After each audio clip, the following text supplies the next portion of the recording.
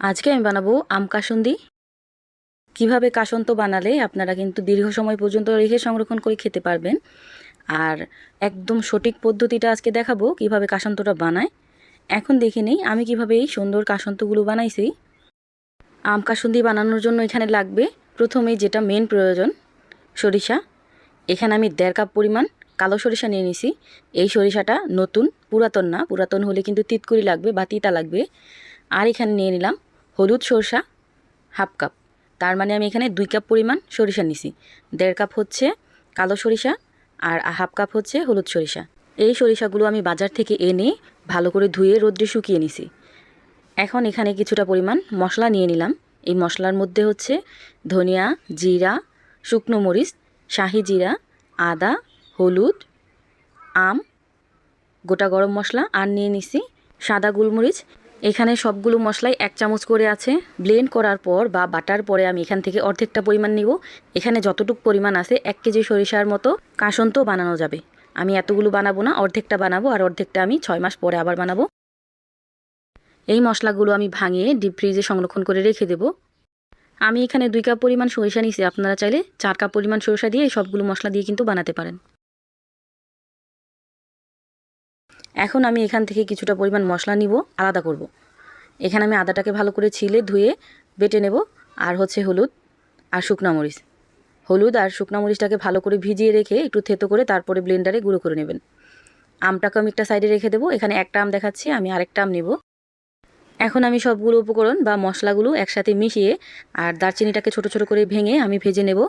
ভাজলে সুন্দর একটা ফ্লেভার হবে, এই জন্য আমি ভেজে তারপর গুঁড়ো করে নেব। ধুয়ে ভালো করে রোদ্রে শুকিয়ে আমি এখন ব্লেন্ডার জগে দিয়ে গুঁড়ো করে নেব। আর এখন কিন্তু আমি শুকনো গুঁড়ো করব, পানি এখানে একটুও ব্যবহার করব না। এই তো ভাঙানো হয়ে গেছে, আমি দেখাচ্ছি কীরকম মিহি গুঁড়ো হয়েছে। এই তো এরকম হবে। এখন এই গুঁড়ো করা সরিষাটাকে আমি একটা বাটিতে ঢেলে একটা সাইডে রেখে দেব। একটা ফ্রাই প্যানে ওই সবগুলো মশলা আমি এখানে দিয়ে দিলাম। এখন এই মশলাটাকে আমি লো হিটে প্রায় 5 মিনিটের মতো ভেজে নেব। এই তো মশলাগুলো ভাজা হয়ে গেছে। এখন আমি ঠান্ডা হওয়া পর্যন্ত অপেক্ষা করব। ঠান্ডা হলে আমি ব্লেন্ডার জগে দিয়ে গুঁড়ো করে নেব। এদিকে আমি একটা ফ্রাই প্যানে 4 কাপ পরিমাণ পানি বসাই দিলাম। এই পানিটা এখানে 4 কাপ আছে, আমি 3 কাপ করে নেব শুকিয়ে। আর এদিকে আমার মশলাগুলো কিন্তু ঠান্ডা হয়ে গেছে। এখন ব্লেন্ডার জগে দিয়ে আমি গুঁড়ো করে নেব। মশলাগুলো গুঁড়ো করা হয়ে গেলে একটা সাইডে আমি রেখে দেব। এদিকে আমি একটা নতুন পাতিলে 3 কাপ পরিমাণ পানি যে আমি জাল করে রাখছিলাম বলক উঠানো, ওই পানিটা আমি পাতিলে দিয়ে দিব। এখন ভাঙিয়ে রাখা যে সরিষাটা ছিল ওই সরিষাটা আগে দিয়ে দিব এখানে। আর কাসন্ত বানাতে এই পানিটাই কিন্তু মেন। তো এই পানিটাকে আপনারা যথাসম্ভব শুকিয়ে তারপরে এই পানিটা ব্যবহার করবেন। এখন আমি ভালো করে একটু মিক্স করে নেব। আর আমি প্রতি বছর এই পাতিলটাতেই কাসন্ত বানাই, এই জন্য এই পাতিলটাই নিলাম। এখান থেকে আমি দিয়ে দিব 2 চামচ পরিমাণ গুঁড়ো করা মশলা। এখন এই মশলাটাকে আমি ভালো করে আবার একটু মিশিয়ে নিব। এখন দিয়ে দিব হলুদ, মরিচ আর আদাটাকে যে আমি পেস্ট করে রাখছিলাম ওইখান থেকে 2 চামচ পরিমাণ। আর ঝালের পরিমাণটা চাইলে আপনারা একটু বাড়িয়ে দিতে পারেন। এখন ভালো করে আবার একটু মিশিয়ে নিব। দিয়ে দিব 1 চামচের মতো লবণ। লবণটা আপনারা চেক করে তারপরে দিবেন। আমি কাসন্তটা একটু পাতলাই রাখবো, কারণ আমার ঘন কাসন্ত ভালো লাগে না। আপনারা যদি একটু ঘন পছন্দ করেন তাহলে পানির পরিমাণটা একটু কমিয়ে দিবেন। এখন দিয়ে দিব কেটে রাখা আম। এখানে আমি 2টো আম সাইড থেকে কেটে তারপর দিয়ে দিলাম চোকলা ছাড়িয়ে। এখন আমি ঢাকনাটা লাগিয়ে এভাবে রেখে দেব 5 থেকে 7 ঘন্টার জন্য। এই প্লেটের উপর দিয়ে আমি আবার ভারী কিছু দিয়ে রাখবো, যেন কোনো রকম হাওয়া বাতাস না বের হতে পারে। এই তো 7 ঘন্টা হয়ে গেছে। এখন আমি ঢাকনাটা উঠিয়ে দেখব কীরকম হয়েছে। এখন কিন্তু আমি কেটে রাখা আমগুলো সব ফালাই দিব। চাইলে এই আমগুলো দিয়ে আপনারা ভর্তা করে খেতে পারেন। আর আপনারা যথাসম্ভব ভালো করে একটু ব্লেন্ড করবেন, তাহলে কিন্তু 5 থেকে 7 ঘন্টা রাখার পরে এরকম হবে। আর যদি ভালো করে ব্লেন্ড করা না হয় তাহলে কিন্তু একদমই এরকম হবে না। যদি দেখেন ভালো করে ব্লেন্ড না হয়েছে তাহলে এভাবে শুকনো একটা ব্লেন্ডার জগে নিয়ে সম্পূর্ণ ব্যাটাটাকে আবার একটু ব্লেন্ড করে নেবেন।